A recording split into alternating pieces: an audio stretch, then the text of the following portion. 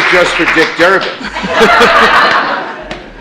Mr. President, in confirming 235 lifetime judges during your administration, we have made history. Not just in a record-breaking number, but in the quality of the individuals who've been nominated and confirmed. I've served on the Senate Judiciary Committee for some time. As a matter of fact, all three of us have served on that committee for some time. And I think personally I probably reviewed over 1,000 judicial nominees in the committee and on the floor. The record is clear.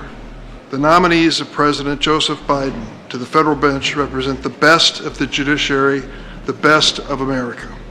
When I became chair of the Senate Judiciary Committee, filling these vacancies and bringing balance to the court was the highest priority. We faced some extraordinary challenges. The first 2 years of the administration coincided with the longest evenly divided Senate in history. And for the past 2 years, Democrats have held only a narrow majority. On top of that, the Biden administration had fewer vacancies to fill on day one than the Trump administration did, in fact, fewer than half. Still, we succeeded beyond what any had hoped for. 235 judges confirmed. More than 1 out of every 4 judges now serving on the judicial bench were nominated by this President, Joseph Biden.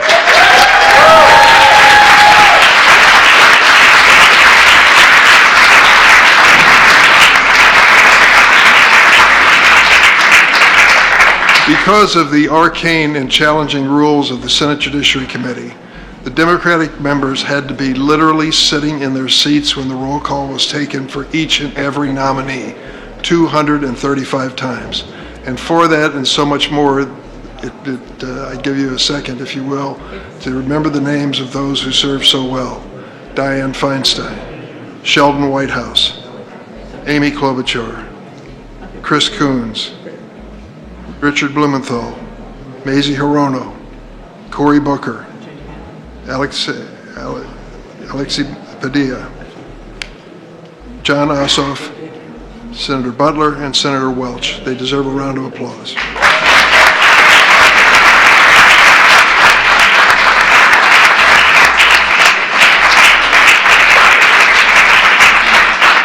And I would be remiss if I didn't note the amazing staff that brought us here as well on my side.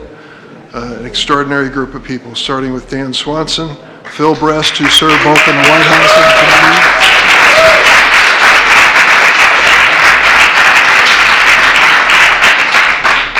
Sarah Bauer, Rochelle Yolandi, Charnel Darnbach, Stephanie Angel, Jess Clay, Malik Simmons on the whips part on the floor, and of course Joe Zogby, the staff director.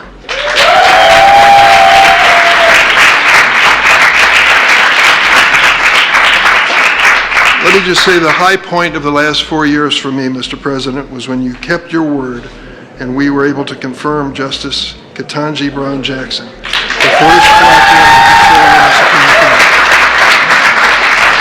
If you're going to be the first, you've got to be the best, and she is. Certainly the best by every single measure. You kept your word to nominate her, and we have done a great favor to the nation by following through. Let me say in closing this. We are proud of the fact that these nominees had bipartisan support. More than 80% of them received bipartisan support for passing. I also want to thank my friend and colleague of many years, Chuck Schumer. I nagged him and beat up on him and twisted his arm and did everything I could to get our nominees on the calendar, and he came through with flying colors. In fact, in the closing weeks of this session, that was really the focus of our activity to make sure that we reach this 235 number. Thanks, Chuck.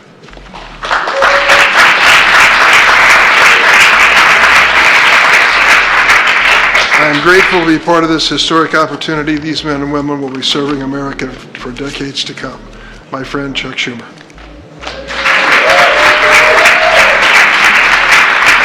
Well, thank you. Thank you, everybody. It's a great day, and I thank everyone for being here. First, let me begin by thanking President Biden. We are here today because of your leadership, Mr. President. With President Biden working by our side, Senate Democrats have confirmed 235 judges, more than any majority has confirmed in decades. This is historic. We've confirmed more judges than were confirmed under the previous administration, so something no one thought we could do. In fact, we confirm more judges than under any administration going back decades. When people look back at the most consequential accomplishments of the last 4 years, two things will stand out: the legislation we passed between 2021 and 2022, and the historic judges we confirmed to the bench. Now, these are amazing accomplishments. Even more importantly, these judges come just in time.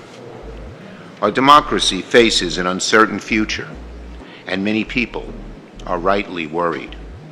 We hear incoming leaders say things about undercutting the well springs of our democracy that make many Americans anxious.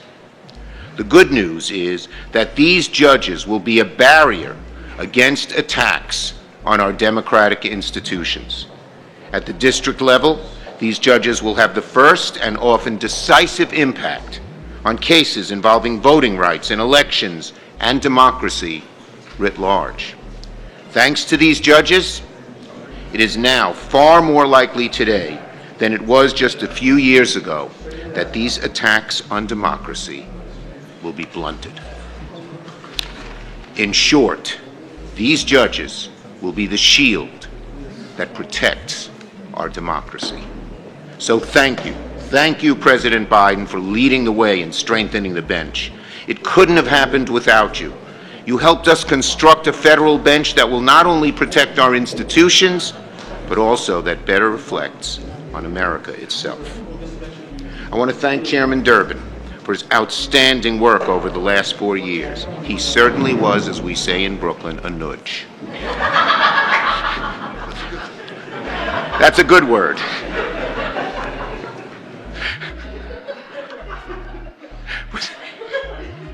Without Chairman Durbin, we could not have confirmed so many judges in such a short amount of time. He's been an excellent and diligent partner every step of the way. I want to thank all of his staff and the judiciary staff and my staff, Evan, who was here, my great counsel, for the great job they have done. I want to thank also Vice President Harris, who helped us confirm many of these nominees by a deciding vote. Many of them were 50-50. And without her being here, and she had to change her schedule, often at last-minute notice, it might not have happened. Finally, thank you to all my colleagues on both sides of the aisle. As Senator Durbin noted, we did have some support from a group of Republican senators, and that helped us. So we thank that as well. Now, it is my pleasure, my sincere pleasure, to turn it over to the person who's led the way in this great effort, our President Joe Biden. Mr. President, what you have done in confirming what you have done in confirming a record number of judges will be one of the most important hallmarks of your legacy, which is, of course, very large and impressive. So thank you for your leadership all these many years. Let us welcome our great President, Joe Biden.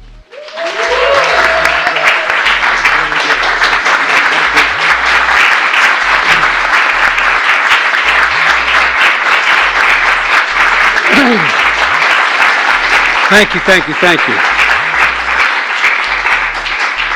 Thank you. I'm sure you're clapping because I finally showed up.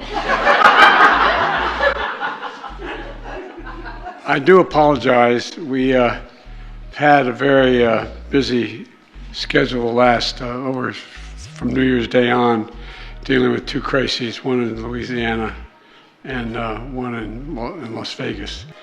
And I've assembled the entire defense and intelligence apparatus of the country in the Situation Room, and we've been spending a lot of time there.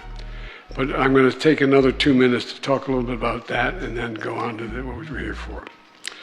I want to give an update on the investigations into yesterday's terrorist attacks in New Orleans and the truck explosion in Las Vegas. I've just come from the meeting, not just to spend, while we prepare these remarks, better part of an hour from my Homeland Security team. The number of people killed in New Orleans has risen to 15, including the attacker. 35 people were injured.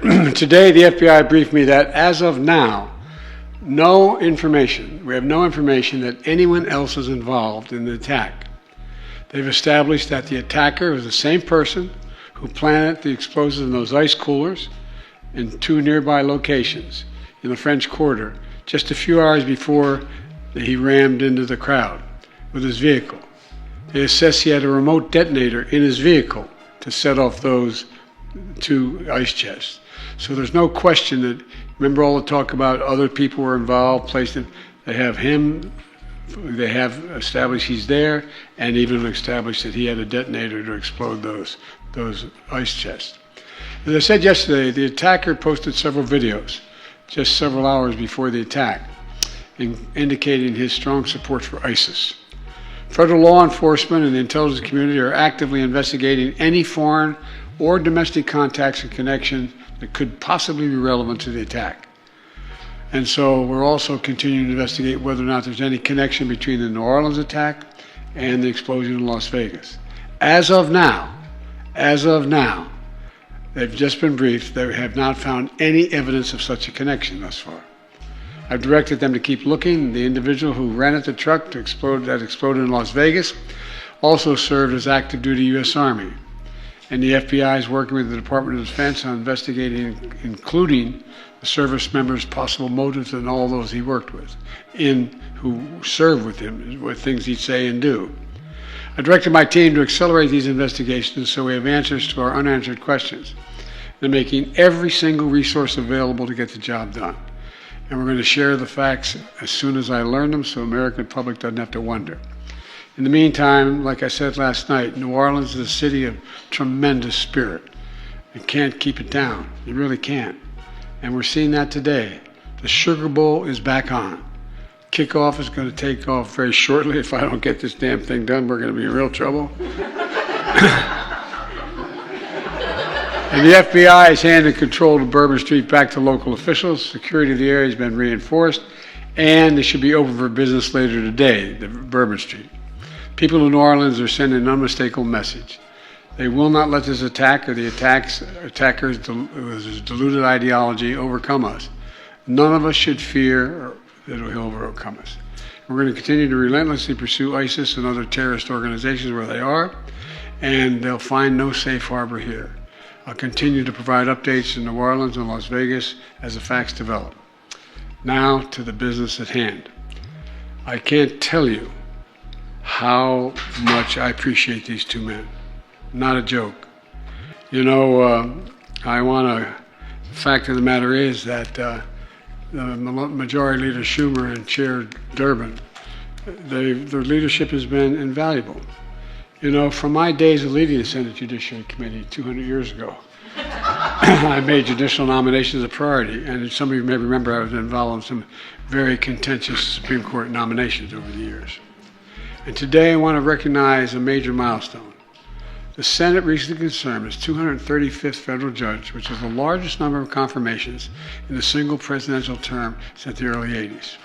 That includes 1 Supreme Court justice, 45 Circuit Court of Appeal judges, 187 District Court judges, and 2 judges on the Court of International Trade. And they represent the best of America. It's all about preserving the Constitution. I made 3 speeches in this campaign, in my term as president. One when I first entered saying democracy is at stake, one I later made, anyway, I made 3 major speeches. The institutions are in jeopardy, in my view. And some of the decisions coming down, to me, made no constitutional sense. They're all highly qualified people we've known. They've had distinguished legal, judicial, and academic careers. It matters. Judges matter. You know, shaping the everyday lives of Americans, protecting our basic freedoms. You never thought we'd be talking about this. Defending constitutional liberties, respecting the idea precedent matters. Precedent matters. These judges will be independent, they'll be fair, and they'll be impartial. And they'll respect the rule of law. And most importantly, I know it sounds, I never thought I'd be saying this, they'll uphold the Constitution. They'll uphold the Constitution. When I ran for president, I made a promise. that have a bench that looks like America, that taps into the full talents of this nation. And I'm proud we've kept our commitment with the help of these two men and many others, bolstering confidence in judicial decision-making and outcomes. We have a record number of judges with backgrounds and experiences that have long been overlooked in the federal judiciary, like advocates for civil rights, workers' rights, immigrant rights, and so much more. The first former public defender to sit in the Seventh Circuit Court of Appeals. We also have continued to put forward men and women who have been prosecutors and plaintiffs' attorneys, which has been a distant past of courts. No matter who they are or where they come from, all these appointees understand the role of a judge and are committed to the rule of law, the institutional safeguards built into our Constitution that upholds the rights and guarantees of the Constitution. You know, I've appointed the most demographically diverse slate of judicial nominees ever in the history of America. That represents all of America and the best of America. There's numerous historic firsts. The first black woman in the United States Supreme Court. I made that promise and we kept it. More black women in the courts of appeals than every other previous administration in American history combined.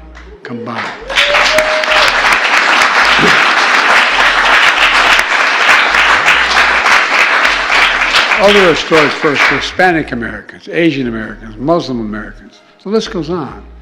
But the point is, for the first time in a long, long time, we have a bench that looks like and represents all of America. All of America. And a special thank you again to Leader Schumer and Chair Durbin, working tirelessly to move these nominations through the committee and onto the Senate floor in a very, I think it's not an understatement, it's a very contentious political period in American history. I remember, think about it, one vote majority. I mean, it's amazing what they did. Other senators, Democrats and Republicans alike, work with my administration to fill vacancies in their states. You know, all these Republican senators, they weren't sending me Democratic nominees. They were sending Republican nominees. But we got sort of back to the basics, finding basic commitment to civil rights, civil liberties. Whether it was your counterpart in the leader of the Republican Party in Kentucky or wherever, we've got people who understand the institutional limitations and safeguards in the Constitution. I don't want to get anyone in trouble. This includes some of my conservative friends in Indiana, Oklahoma, South Dakota, and Texas. But they're also got appointed, and they're not Democrats, but they understand the institutional structure of the court. Together, these judges are going to hear cases on issues ruling from everything as whether Americans can cast their ballot. I mean, literally, how they can cast their ballot, when it will be counted, whether workers can unionize. I thought we settled that in 1934. And make a living wage for their families. Whether children can breathe clean air and drink clean water and be mandated by the Congress to do so. These judges also are a vital check on the excesses of other branches of government, including Congress and the executive branch when they overreach and run afoul of the constitutional and institutional safeguards. So let me close with this. I'm proud of the legacy that we'll leave for our nation as it relates to judges. And I'm proud of the men and women who stepped forward and heeded the call to serve. I really mean it. Think about it. If I looked at some of you and said, I want to nominate you, you said, in this time? I'm serious. Well, I mean, I know this room is probably the only room that fully would understand and comprehend that.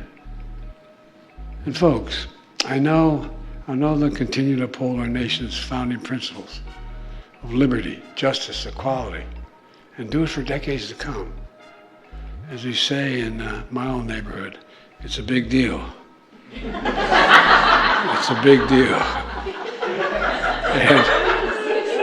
And I, bless me, Father, for I have sinned. But all kidding aside, I'm really proud of the caliber, capacity, willingness, and the academic backgrounds of all these men and women we appointed. In fact, we appointed more women than others. It's just because I was raised in a household where all the women are smarter than all the men. But all kidding aside, I really think we'll be proud of these women and men that have been appointed. And I think we're going to reestablish the safeguards that were built into the Constitution. Everybody, everybody, everybody as an equal opportunity. That's what it's all about. So thank you all and all the leaders in this room for all you've done. Wouldn't have got done without you guys. Thanks for the recommendations and all the help. But most importantly, these two guys. The idea that from the beginning, when we had that first conversation, Chuck said, we're going to appoint all these judges. We looked at each other like, are we kidding ourselves, right? Thank you, pal. Thank you. And Dick, by the way, I've ruined his reputation by bragging so much about him. I was hesitant to do it during the election year because it might hurt him, but all kidding aside, every time we get in trouble, I literally ask my staff, I say, Durbin's there. Durbin's there. Thank you. You're the best, pal. Thank you. You really are. Thank you. Thank you all so very much.